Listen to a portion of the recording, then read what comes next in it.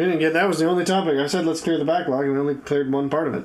Well, that was fun. Going to get into Egyptology and a whole bunch of weird... Egyptology? There's been an interesting level of biblical archaeological scholarship recently where it's like, oh yeah, here's a whole bunch of things new stuff been discovered, or... I don't know how new it is, but I have seen a lot of the resources I've seen have been coming out recently, like lots of videos and articles. Well, probably because you've been looking up other things. Exactly, it's entirely possible that it was, but a lot of them have actually been coming out. Now that doesn't mean they haven't been out. We found Noah's Ark. No, you didn't. No, not that guy. the oldest... Like those museums where they're going through, it's like, people really walk through these things thinking that... What museums are you talking about? You're talking about the thing in like Tennessee or something? Yeah, but that was not a museum. That was we built based on the biblical specs just so people could see what it would have looked like. I don't think anyone there has suggested, like, we found it. It looks awful new, but we've just been doing... Yeah, we've had some work done. I'm just saying that there is a... Basically, it's just the idea that... The whole thing is the Shroud of Turin, too. Everybody freaked out about that, and it's like, no. No, but this isn't that. This is more of the idea of, like, we found archaeological evidence that would at least line up with biblical accounts. That doesn't prove them, well, certainly. Sure. But it's like... But that's always been But there's been a lot of people who have, at least recently... There is a consensus narrowing in on very likely we know who the pharaoh at the time of the Exodus was, and it was not Ramesses. Yeah. Because that was based on an old line of scholarship, which is still around, but it's like new scholarship. I don't even know if it's based on new data. It might just be no one's actually looked at this specific set of data before. Well, I'm in the theological camp in that regard. Are you in the Thutmose dynasty? Is that what you're... Or do you even know? Have you looked at the character? No, as far as the actual pharaoh, no. But I do believe, I found it interesting that for the longest time they had not found any sort of textual evidence on an Egyptian level. Well, yeah, what you're referencing is probably the beginning, because you've mentioned it to me before, but it's like that is probably the beginning of all of this. Right. So once that was discovered, that gave, okay, well, we know it must have been before this. Correct. So then they started going, oh, well, we actually have these people that were like the tribe of Yahweh or whatever. It's like, well, that's obviously the Hebrews. And it's like... But then they talked about they've basically worked their way back from there, going, okay, this must have been post Exodus, right? Which means it couldn't have been Ramesses because he was several hundred. It was like a couple hundred years after this. And then they said there's how much do we want to get into this? Normally we refer to Ramses III though as the... No, the problem is that Ramesses. Well, we should, but the films like the Ten Commandment movie with what's his head, Charlton Heston, and Prince of Egypt. The evidence of the original of the original historical concept of the Ramesses theory, which is still present, does dictate that Ramesses I would have been the first pharaoh, and Ramesses III would have been the pharaoh Moses actually interacted with. Right. That's not what those films do. They just say it was Ramesses II the whole time, which is not the case. The problem with it actually is that it was like 4 pharaohs, because during the time that they're suggesting, it's like they all died really quickly. Right. So it's like, this guy would have been the one who enslaved the Hebrews, and this was several hundred years later. And then this guy ordered them to be killed, this guy did these things to them, this guy did that. And then finally we get to the father, who was this guy, and he was the one who chased Moses out of Egypt. And then he died, and then Moses came back. So it's like, okay, so Moses has been a terror to 5 members of this family. Because he was 80 years old, at least according to the Bible. So it's like, literally, he outlived almost all of these pharaohs. That's the same guy. You see that? Exactly.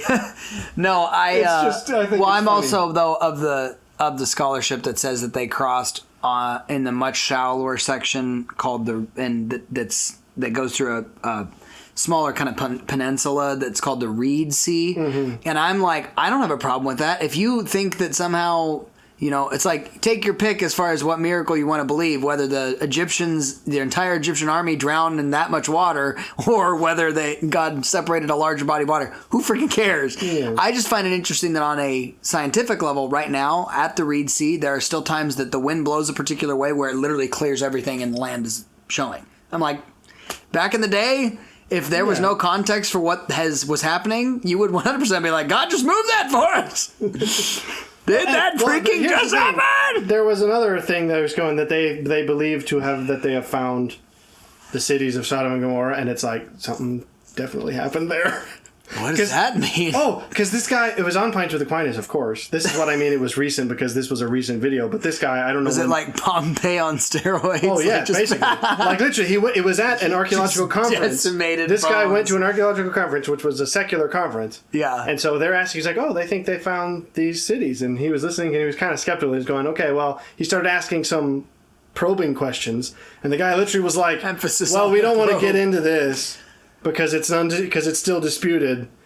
So he gave a very kind of hand wave answer, and then after it was a recorded seminar, and so after it was done, he came up to him and was like, so what could you not tell us? And he was like, no, yeah, it was definitely some kind of like, at the very least, it was like a meteorological impact is what is believed. Because it's like, Just the argument he said is that they found decimation. it was No like they breathing. found buildings and pottery and leftovers of like what a civilization would have behind. It's like the surface of these things would suggest, oh no, this isn't the kind of pottery that would have existed in this time. This is much later. And he's like, well, no, that was incorrect because if you look on the inside of all these things, on the insides of the pottery, on the insides of the building, no, this is a different kind of stonework that we would expect to see. And it's like, no, they chipped pieces of it, sent it to labs, and they're like, oh yeah, this is a rare kind of like clay substance called trinitite, which tells you what, as in we discovered it after the Trinity tests, when it turns out if you blow up a nuke in the desert, the sand crystallizes in such a way that it forms this kind of material. So likely these pots in these buildings were very quickly heated to over 4,000 degrees. It's like, And you're just like... just and you're like... and you just picture the amount of wrath that must have taken place. So they're like, okay, so the secular description is, well, probably a meteor hit this area.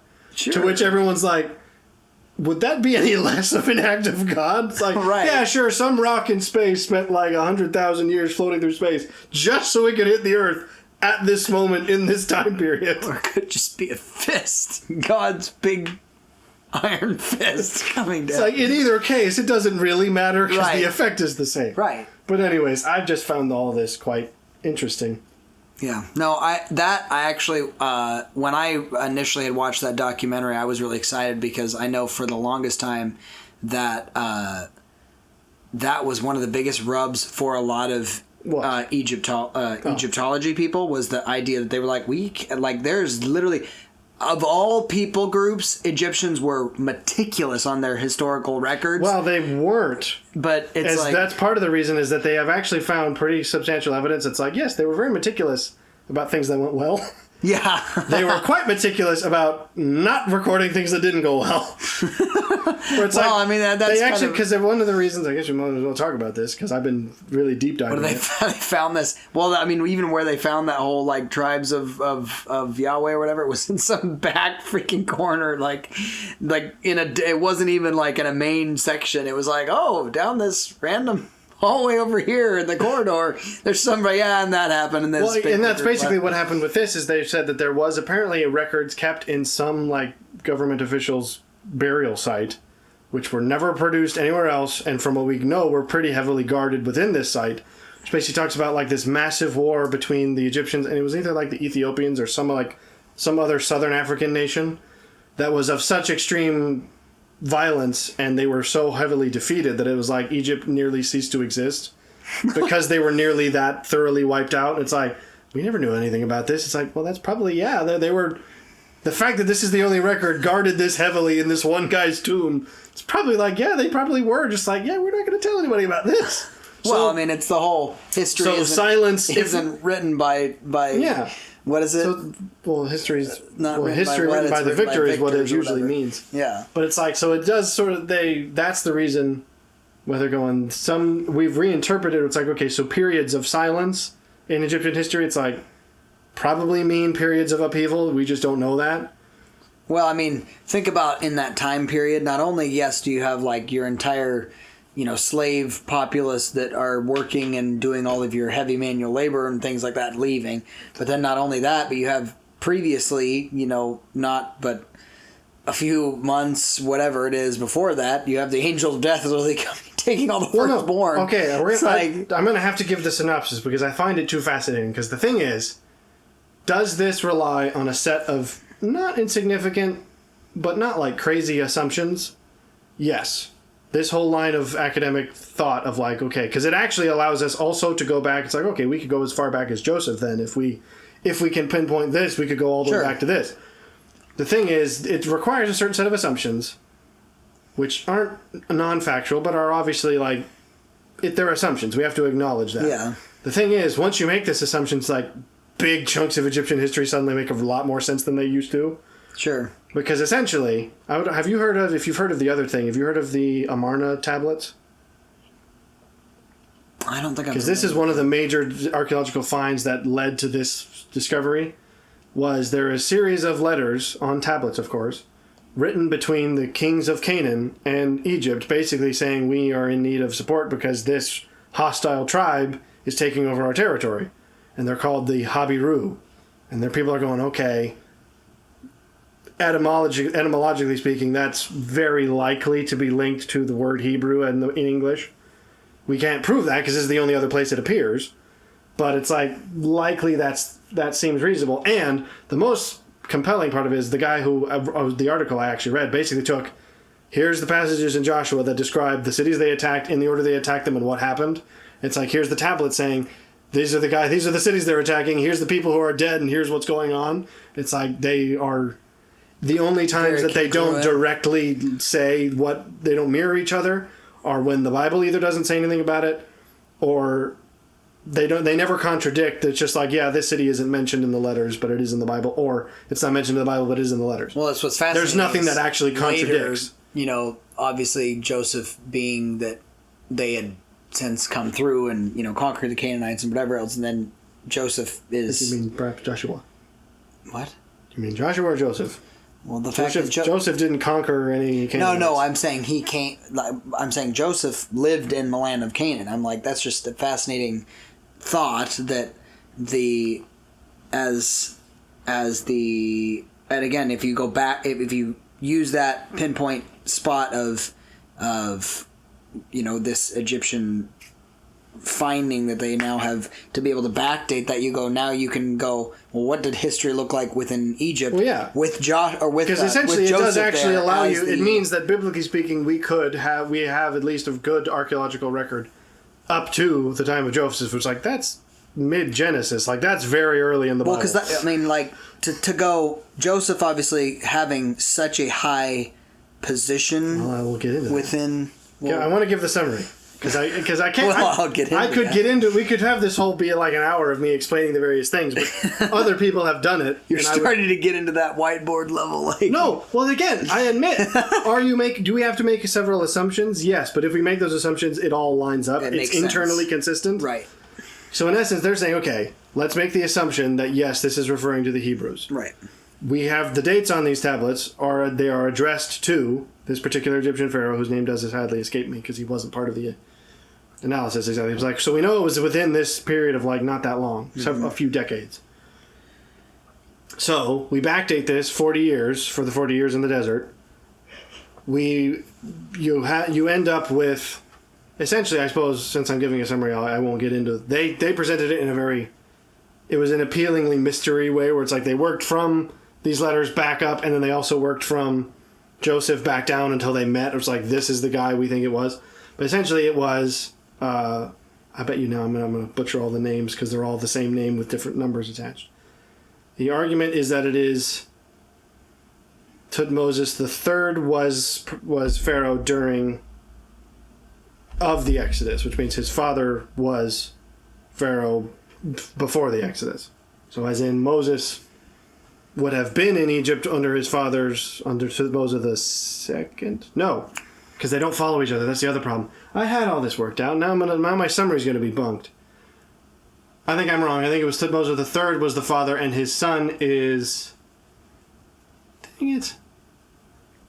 This is very annoying when your brain does this to you. Yeah. Perhaps it's a sign that this is probably... I shouldn't spend an hour doing this because I don't have it as solid. It was... Wow.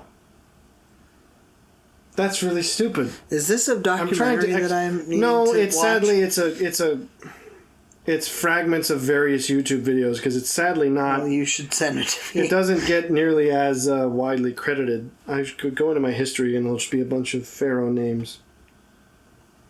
Why is that, do you think?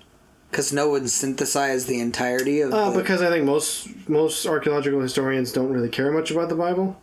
Well, that's they're not looking to find biblical sources. They're just going, we don't know much about this guy. So yes, Thutmose III Isn't that great? was definitely the guy I'm thinking of. He was the father of this pharaoh. Amenhotep II. Goodness.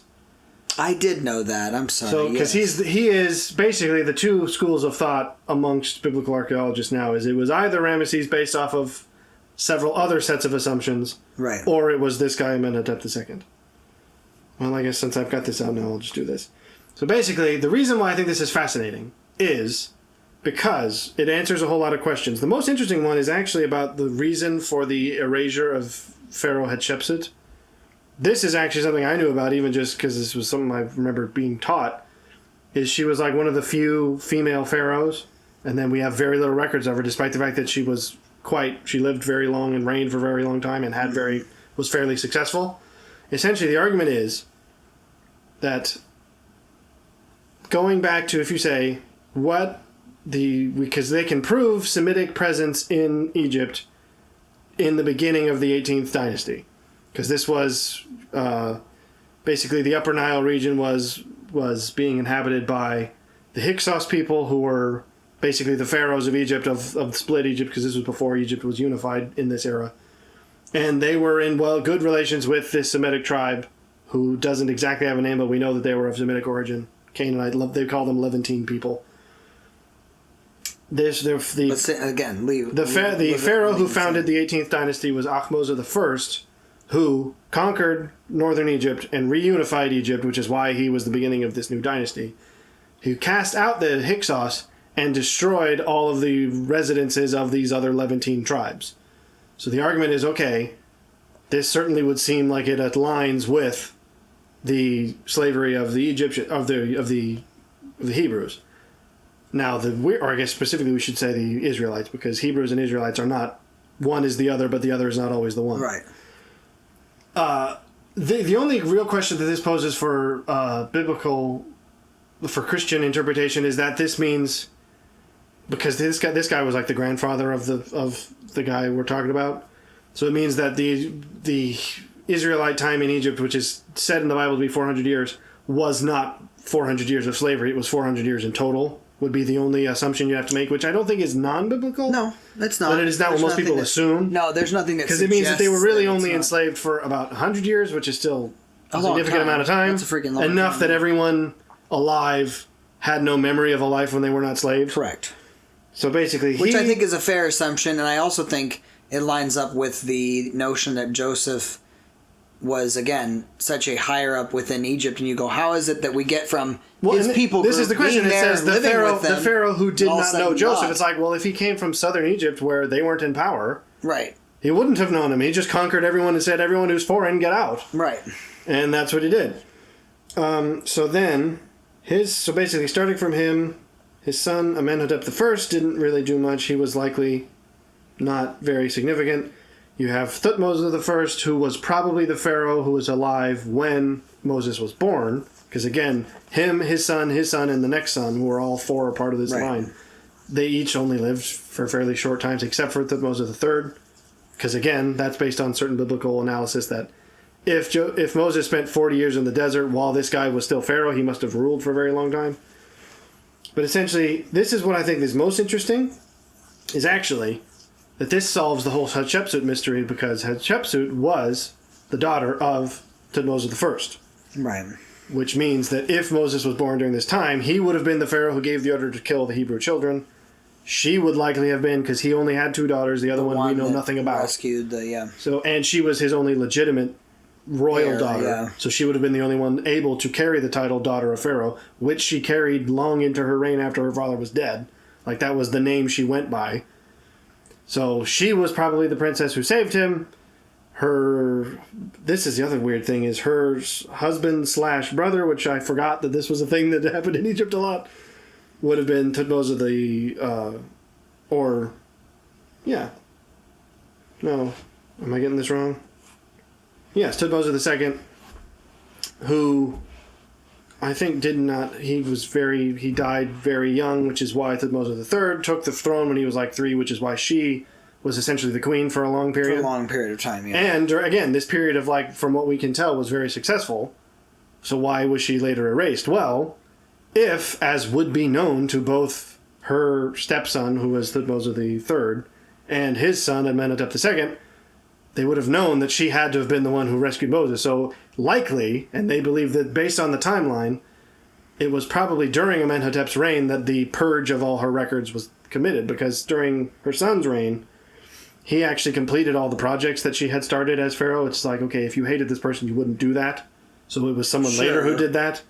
So it's like, now this would explain why was it, because this was a question nobody knew. It's like, was this just a personal grudge? Was there some religious? Some people said, well, she was a male or female pharaoh, which would have been scandalous. It's like, well, no. That's unlikely. Yes, but there were other female rulers, rare as they were, so that doesn't explain why she would be totally wiped out. I just think it's interesting. Well, because specifically it's especially interesting because then they say that Amenhotep II's reign, we know a lot about for the first couple years, and then like halfway through his reign, it's like nothing we know. So again, given the Egyptian like propaganda that they didn't record what happened, where it's like probably something cataclysmic happened in the middle of his reign, and then we know that after him, like his son specifically, the only things he built were statues of this like goddess of healing. It's like, it's anecdotal, and an archaeologist probably wouldn't care, but it's like, well, it certainly makes sense in this context. It's like, this is all he did. He built like 600 of these things all across Egypt. And then this even makes more sense because that guy's son was Akhenaten, who's famous for being the only pharaoh who attempted to institute monotheism and basically rejected all of the Egyptian gods. It's like, if you're the grandfather of the guy who got smoked by a bunch of slaves, you'd be like, well, the gods suck. They don't do anything to help us. Not just that, but also like maybe that guy actually had the one. Well, no, that they don't. They make no claim about the god he chose being that, but he did say. No, I'm not saying like he like adopted. No, yeah, being. So again, it's one of these things where it's like, do these things come across as like, it's only kind of circumstantial? You could call them coincidences. It's like, yes, but this many of them making this much sense with this one set of assumptions. Yeah. Then you can push all the way back to the pharaoh during the time of Joseph. They think was probably Senusret the third or second. I think it's third, because this one is much more tenuous. But there was a whole rabbit trail of videos saying that the name Zaphanath Egypt. Yes, but the name. Yeah, so this would have been Upper Egypt then, sensibly, because if you came from Canaan, this would have been the first part you read. As a Canaanite, you go, I don't care where I'm at, I'm just in one spot or another. Yeah. But the thing that's interesting about him is, again, this starts to feel tenuous, but I thought it was fascinating from a linguist perspective, where they're saying the name Zaphanath Paneach was probably not actually his Egyptian name. They say the pharaoh gave him that name, but it was probably a Hebrew version of the Egyptian name, which the Hebrews couldn't pronounce exactly. They think that likely what this meant in Egyptian would have been Jedenaf Pa'ankh, which means he that is called like the giver of life.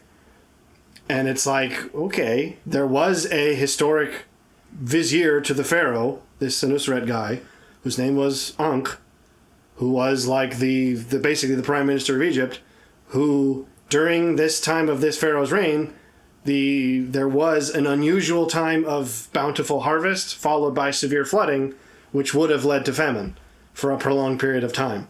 And it's like, okay, can you prove that, like, does any of this really mean anything? Yes, that's what's interesting, is that because the Nile, essentially all the farmland, because it was the only river, was on the sides of the Nile, which means if it's high water, you have a lot more irrigation. Right. But if it's too high water, it will flood the fields and you can't plow anything. Sure. And so it's actually, they say there's one specific part in Genesis which says it does not reference a lack of rain. It references the fields which cannot be tilled, implying that it might not be that it's like, there's no rain. It's that literally we can't do anything in the fields. We can't even get to the fields. Jesus! So, and now again, they found around this time, this is where they found that these Levantine people that they said were cast out in the other dynasty lived in this northern Egyptian area, and they have found Syrian, what they classify as Syrian-style housing, which would have been atypical. And amongst this large tribe of Syrian-style houses, there was one very large Egyptian-style palace with 12 very distinctly honorific graves within its estate, which would have been unusual given that, like, these if essentially only pharaohs were allowed to, or very noble people were allowed to have these kinds of honoring graves. One of which, the primary grave, is actually basically just a mini pyramid. And it's like, okay. I mean, that makes sense. And again, you go, it's the 12, again, Is it totally conjecture? Absolutely. Does it make a good deal of sense? And is it consistent across like 500 years of Egyptian history? Yeah. So I'm perfectly willing to just go, well, until we have better evidence. Makes sense to me. Yeah. Because, yeah. Well, and that's the thing is, I've never been uncomfortable with the notion that miracles probably looked different than we assume that they are, because I think culturally now we are a bit sensationalized based on Hollywood and all this kind of thing, that we go, everything has to be this grand thing. It's like, well, not necessarily. And there's the assumption that an explanation makes it less miraculous, serendipitous. Right? It's like, yeah, sure, you could say that. Well, it was just a meteor that struck these two very prominent cities at the time when it was prophesied that they would be destroyed. It's like, sure, that's a rational explanation, but to say that, like, because again, if this was an asteroid, that means it started somewhere off like light years away, spent thousands of years reaching Earth, right, just so we could land at this point where these people said this was going to happen. It's like, that does not in any way diminish. Or again, yes, the wind sometimes strikes this part of the sea and separates the waters. It's like, okay, if I saw that while I was just sitting there, I'd be like, oh, wow, what a strange phenomenon. But it's like, if I was trying to flee and suddenly this happened right when I got there, you'd be like, okay, it doesn't really matter that that's what happened. Exactly. It's enough of a providence just to say that it happened in that moment. It's a functional thing. Like, God, because a God is a God of order, he functions within things that are already, it's like, sure. But he manipulated that. I mean, that's the point. He doesn't have to somehow do something out of normal context always. It's like, it could have had a very logical explanation, and yet it was still miraculous in that moment. Yeah. It's like, again, which one do you want to believe? Because arguably, it still closed literally right when they crossed. It's like, yeah, the fact that it would start right when they were there and then end right as they go. Yeah, that's, and it's like okay, and then if you want to believe in that level of serendipity, then that's another statement of faith. Like, then multiple armies of Egyptians are drowned in 30, 40 feet of water. You're going, okay, sure. Apparently they couldn't swim very well. Well, in armor, I'm sure. Well, that's probably true. I don't know. I've always, that particular part of biblical history has always been my favorite because there is such crossover. I think it's difficult sometimes when we get into even the New Testament because of the fact that there is less. Well, the New Testament's much more a tested time in history because Romans and Greeks were much better about those things. Right. So we have much more evidence for things, so we think, well, we don't have nearly as much of the Old Testament. Right. And it already is treated somewhat mythically by certain parts of the religion. So it's easy to just go, well, who cares?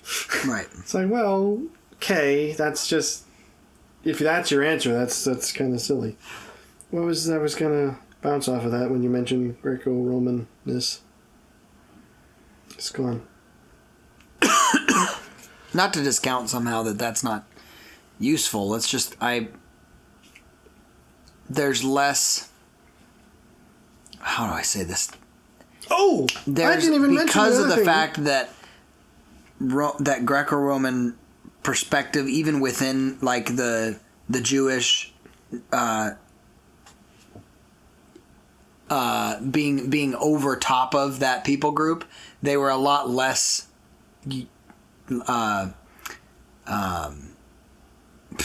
what is it called, like despot leaders, where it's like, you're slaves now, things like that. It was like, okay, because of the fact that they led and functioned within logic and reason, all these kind of things. It's like they were a little bit more like, okay, you do something stupid, you're hanging on that thing. This weird cult, we just let them be most of the time. I mean, it's kind of like, so there was a little bit less... Well, not really. They actually got fairly antagonistic pretty quickly.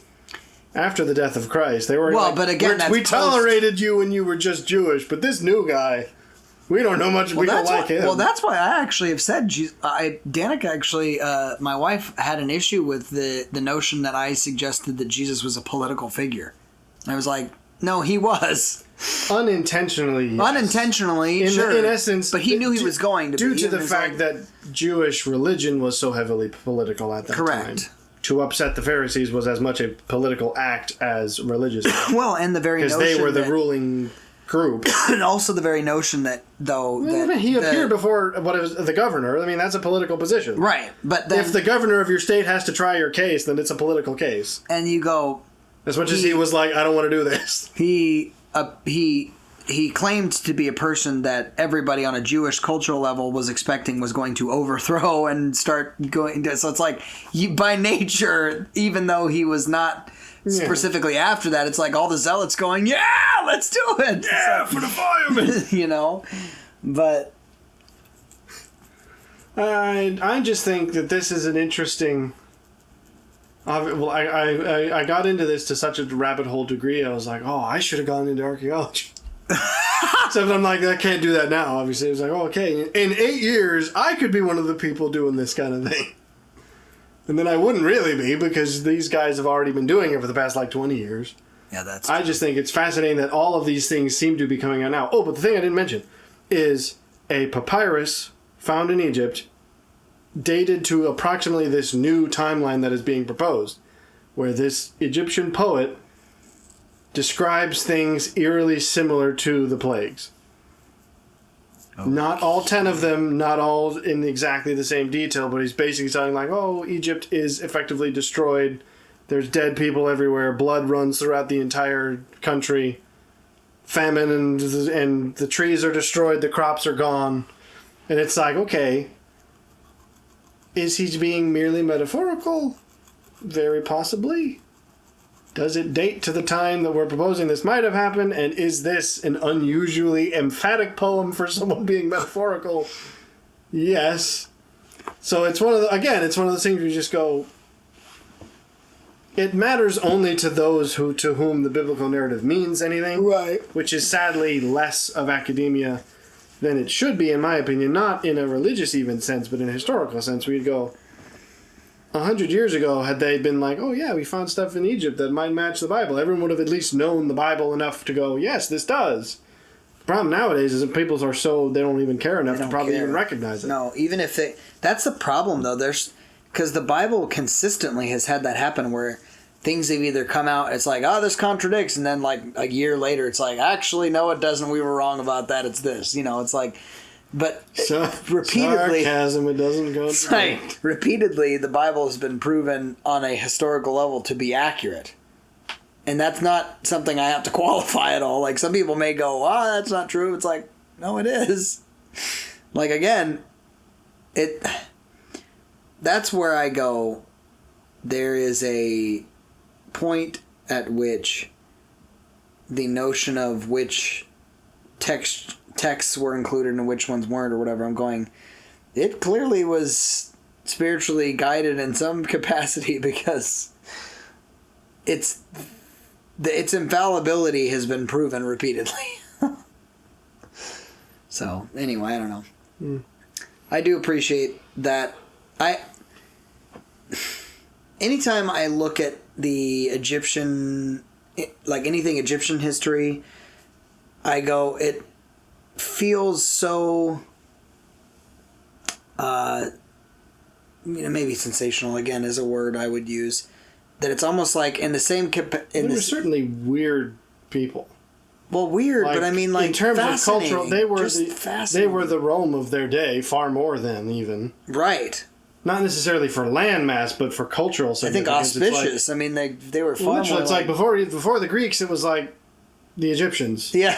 And that's it. But I mean, I'm saying by comparison, the Egyptians like Mesopotamians were far more auspicious. and Egyptians. Here's the thing people have made several sorts of attempts at explaining how old the pyramids are.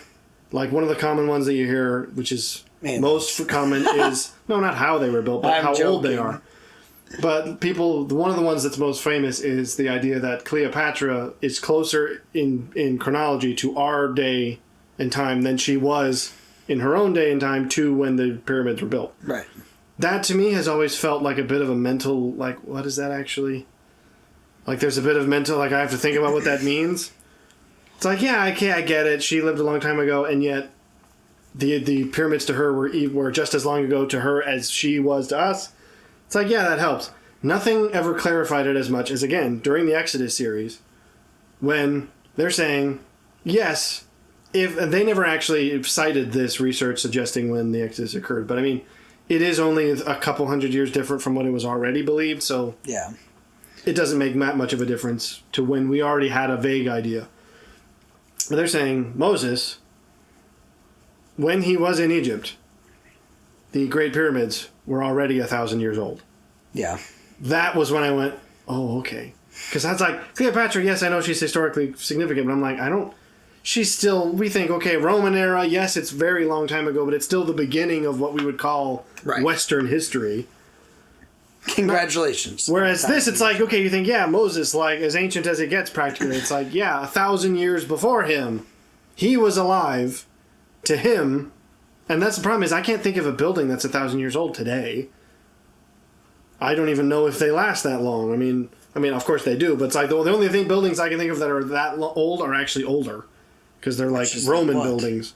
Right, like I was going to say like the Colosseum / Yeah, it's like, so those are even older. I'm saying, imagine being Moses that long ago, longer ago than we can even really understand. Even though we've started to put a date on it, it's like they were still 1,000 years old to him. So he's looking at them going, these have already been here. This is medieval times to him. Like, he would have thought about the pyramids like we think of the medieval ages. And that's where you just go, okay, maybe it's because I'm more familiar with the history of Moses than of Cleopatra. Maybe that's why. But I still feel like there's a substantive difference of like Cleopatra still being westernized. How those freaking things were being built. I basically know that it was just like, yeah, lots of slaves over hundreds of years. Slaves. And they are just piles. They are bricks. They're not like the way they would have looked when they were perfectly smooth and covered in gold. That would have been far more like, how the heck did you do that? It's like they are just not. I don't mean to trivialize, but they are just massive mounds of bricks. Right. So again, I'm not saying that trivially. They are massive mounds of massive bricks, but it is still like, it's more a question of how mighty a civilization would have had that much manpower. Right. To be like, yeah, we'll just kill off thousands of people a day dying to build this thing. We can afford that. I don't know that there's any. Yeah, the whole aliens thing is silly. No, I did I'm not. I did see another video that suggested Egypt was probably a great deal more technologically advanced, and we mean technologically advanced in that there is at least evidence on a great many Egyptian structures. It's like this was probably cut on a lathe, which we think of as a modern industrial tool, but it's like, well, no, the concept of making a thing spin is about one of the first. In terms of technology, that was one of the first things we figured out how to do, was how to make a thing spin. Right. So it's just like, now the fact you're talking about massive columns, and they do actually show that it was probably carved like while it was spinning. So that the lathe as we know it didn't come into existence in the Middle Ages. Right. And that was literally the kind of foot pedal where it's like you had to push it the whole time. It would have been something like that. But still, they're just going, yeah, they weren't just like, oh yeah, we know how to carve things nicely. It was like, no, yeah, we've got table saws using water wheels. It's like, that's the incalculable oldness of Egypt. Same thing as like irrigation too. It's like that was very much a newer principle as far as, hey, we're going to move water from this side to the other. Water wheels. I mean, again, that's just making a thing spin. That's one of the first things we learned how to do. But I do think that, as you're saying, Egypt is one of those cultures where it is like, it's sort of mystic. It's sort of like China in the regard where it's like Egypt and China are probably. I mean, again, we know of we know of civilizations older than both, technically, in the sense of, like, yeah, we know who the Mesopotamians were. But, like, how long were the Mesopotamians around before the Egyptians arrived? Not long. It's like, yes, there were the Mesopotamians, and then shortly thereafter were the Egyptians, and then they just never freaking left. In the same way that it's like, I don't know when the suggestion of like, how... I don't actually know when the founding of China is said to happen historically, but I know that it's like 5,000 BC or something insane. Yeah. Where it's like, okay, so like, basically it's, yeah, the Mesopotamians were first, and then there's Egypt and China, and a whole bunch of smaller people. They're all gone, but Egypt and China are still around. Like, that's... Someone did one thing I thought was fascinating, is saying, if you adjusted the timescale of Egypt on the zero, starting at 0 AD, we would now be halfway through Egypt's history. Us. Yeah. It's like, we would be Cleopatra if Christ was the first pharaoh, or not the first pharaoh, but like the first king of Egypt. Right. It's like, okay. And so it's like, much of Egypt's history has not yet happened if you were to do that. Right. That was another thing that I thought, okay, this actually puts it into a scale that doesn't just feel theoretical, or it's like, okay, no, there's numbers and recognizable historic events being reframed in this way. It's like, okay, it's a little bit nuts. And I mean, to think that they're still around despite not being really the same group, I don't know at what point, because essentially the argument that I have heard is that basically Egyptians being Arabic is much more modern a thing. That was more Middle Ages, where the Arab Peninsula, basically the Arabian empires, took over much of that part of the world. So technically speaking, the Egypt that is still around now is probably not truly the Egyptian people in terms of even like genetically speaking. African American, but no, they would have actually been, I mean, Mediterranean in the sense well, that, I mean, yeah, that's like, they would have actually been fairly closely related to Semitic peoples. I mean, obviously Arabs are also Semitic, but I mean, in a different way. I don't know enough about this kind of biological anthropology, but essentially they would have been a Mediterranean people similar to like the Carthaginians and other ancient... The sad thing is none of these ancient cultures exist as far as we know. right. Because all of the modern Mediterranean African nations, at least, and Middle Eastern, like Levantine nations, were overrun by the Arabs. Right. So who these original people were, I mean, essentially they would have been slightly related to the Greeks, but obviously from the opposite side of the ocean. But probably of similar, and again, like similar to how the Carthaginians were around when Greece was around and when Rome was around. Right. I don't know. All I know is that this whole thing made me wish that I could speak all these old languages. Well, Which is possible, but it is one of those things where it's like, okay, how practical would that be? Because I also got it, there's a whole other diatribe. Now YouTube recommends me weird historical stuff, which I'm not mad about, but where it's like, there was one thing, it was like, oh, how would the Jesus actually have pronounced his name? And it was surprisingly long for such what I thought was a simple question. Because it was like, well, technically he would have been speaking Aramaic, but he would have had this was a Hebrew name in Aramaic, but there was also Greek influence. So it was probably one of these three several varieties, depending on who was speaking to him. Like, probably close family would have used the more traditionally Hebrew name, but Greek exposed citizens of that region would have used this version. I just think all that's kind of fascinating. I don't know that it justifies the amount of effort that would be required, but I got time. Yeah, I got that. Alrighty. Well, I didn't know that we were going to get a whole episode out of this. We got 8 minutes to round it all out. You got anything round? I mean, I do. The question is, do we want to discuss them? Let's just, as I said, we're going to clear the backlog. Let's really clear the backlog, as in colonic irrigation. Come on. We're going to clear that backlog something fierce. You got me speaking Spanish. That threw me off so bad.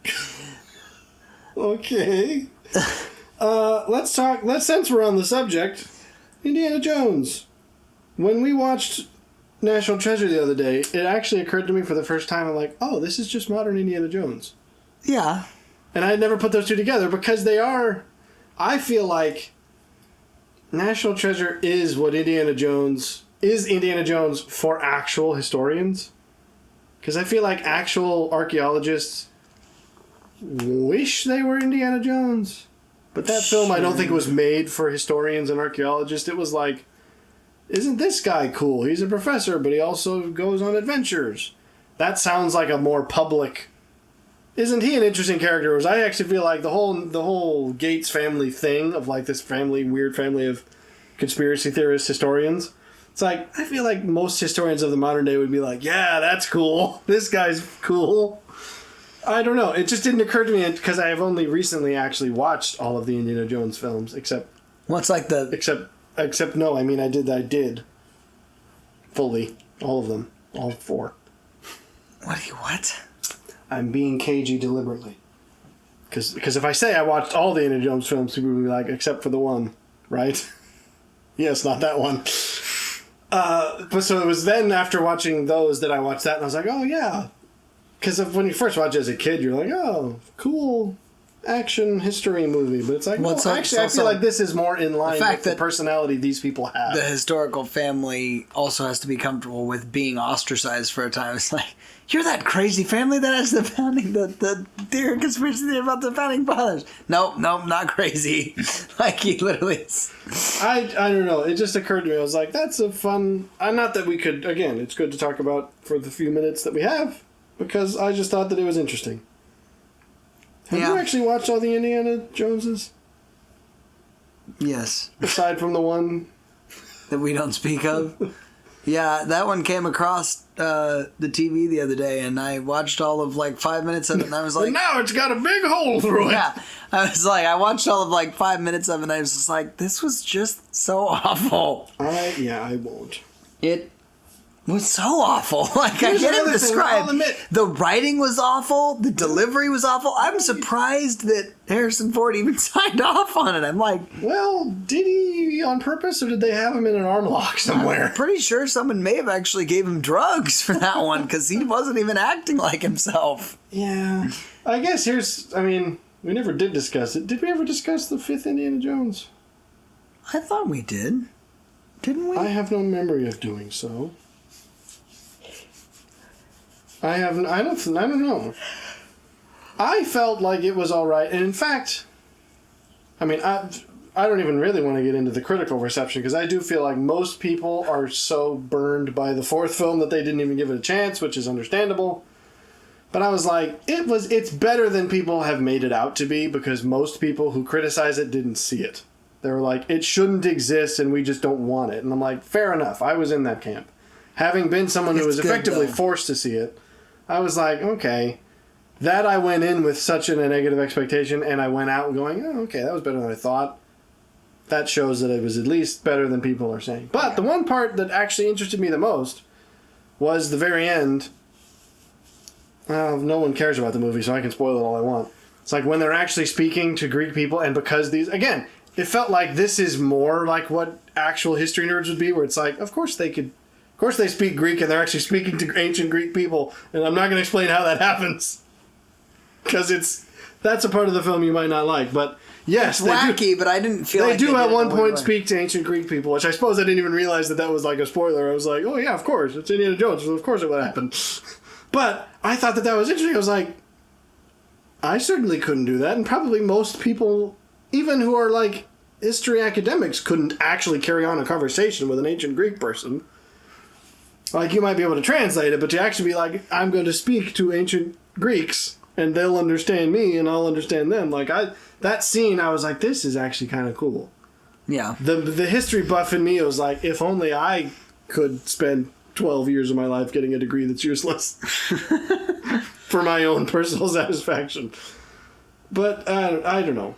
I thought... I don't... Again, this is one of those things where I can't say... I don't know, it's kind of like in another life concept, as much as I'm not suggesting that genuinely. Here's the way I'll say it, because this is in a more interesting way. If I were like a 1,000-year-old vampire, I could imagine a part of my life being like, yeah, I was an archaeologist in like the 1600s. Actually, did that exist back then? Probably not. in like, I don't know, the 1800s, one of the early ones who were first discovering like the groundworks of archaeology and those sorts of things. And then I spent about 100 years sitting in a castle all by myself talking to random I do that too. oat bags. For the entirety of the 12th century, I was asleep in France. That, I think, is a better framework. We should popularize that instead of the in another life concept. Just be like, well, part of my 1,000-year ancestry of being a vampire, I was, an archaeologist for a time in like the late 1800s. I don't know. I do appreciate that stuff, and I would have probably liked, I don't know. I think it would be fun to speak a bunch of useless languages. I have no clue why. Because I don't know in what context that fun would materialize, but there's a part of me that's like, yeah, it would be fun. The learning I know wouldn't be fun, so I'm clearly expecting some other part of it to be fun, but...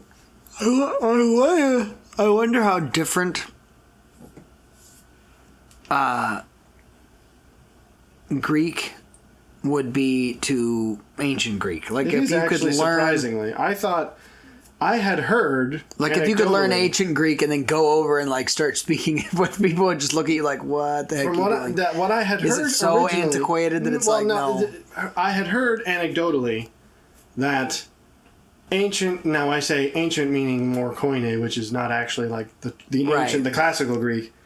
And maybe this is true, actually, because the videos I've seen recently didn't address this exactly. But essentially, like, the Bible, as it is originally written in the Septuagint, would be accessible to a modern Greek speaker in the same way that, like, Shakespeare would be, where it's like, yes, you know what's being said, but these are words we don't use anymore. Right. I don't know if that's true, because that is a different era of Greek, but classical Greek, which was hundreds of years before, it was the era before the biblical Greek, is surprisingly different, even from the biblical Greek, much less modern Greek. So it's like modern... Again, would a modern Greek understand it? Yes, but it would almost... At that point, it wouldn't be like Shakespeare. It would probably more like Old English is to us, where it's like, yeah, these are English words, but like with totally weird pronunciation and grammar that that are totally not what we use it's like at all. the sentences don't even seem like they make sense. So it's I think that's, again... I couldn't actually find words into sardine cans like that. This is the kind of thing that this is the place. I couldn't find as clear a resource as I was hoping, because I thought there would have been much more like, here's this and here's that. There wasn't much of that. Oh, by direct comparison. Yeah, I would have thought that that's an area of, like, we'd have, given the importance of classical Greek, I would have thought we knew more about it. Maybe it was just that the videos, there aren't as many publicly available ones. The reason I was interested is because... I've been reading through, I have a collection of Euripides that I'm going through, and I'm always... Are you trying to read that in Greek, or...? No, not at all. But I'm always curious about... Because I have a conception of, like, this is what Greek... obviously, they're being written in English letters, but I'm like, this is how Greeks would pronounce this letter. But then it's like several, in another passage... that same conception applies to a new name I've never heard, and I'm like, well, that sounds kind of stupid if you say it that way, so what are you supposed to say it? And then that get me into the whole thing. It's like, well, I would rather say it in the ancient sense, since that's how it was written, rather than like the modern sense, despite, I suppose that's closer than in English interpretation still. But I don't know, that led me down that other rabbit trail. I get down history rabbit trails a lot. So again, some part of my past vampirism. That's like how the Y was originally an umlaut, like sound, like halfway between and E, which makes certain name, so it's like one of the plays is called Hippolytus or Hippolytus, and I wasn't sure, it's like, it's supposed to be Hippolytus or Hippolytus, and it's like, no, it's supposed to be Hippolytus, and I'm like, won't be saying that, sorry. You've beaten me. You've bested me. So I feel like I go with more of an because it's sort of like an but it's less committal. Because it's not Hippolytus or Hippolytus. Lean into it like a French person. No, they actually do say that, like, in the ancient Greek, the Y was meant to be a full-on, like, like, not even, it's sort of like this. Like, no, the phonetic pronunciation was typified, they said, by the German umlaut U. It's like, Hippolytus. Or Dionysius. And I'm like, no, sorry, I wanted to respect your ancient pronunciation, but I can't now. Well, it's all Greek to you. I guess. I just wish it wasn't. I would like to know. I wish I was better educated, I guess is what I'm saying. I feel gypped. Well, I feel People like 100 years ago would have actually learned this stuff in high school. But that is the truth of all people that are higher we're all educated. gypped. No, I'm just saying, the more education you get, the more you realize you're not educated. Well, I suppose that isn't that the Dunning-Kruger effect in action? Just the more you know, the less you know. Until you reach Socrates and you go, the more you know nothing. There's your little bow. I wrapped it up for you. I'd like to undo that bow and get to know you.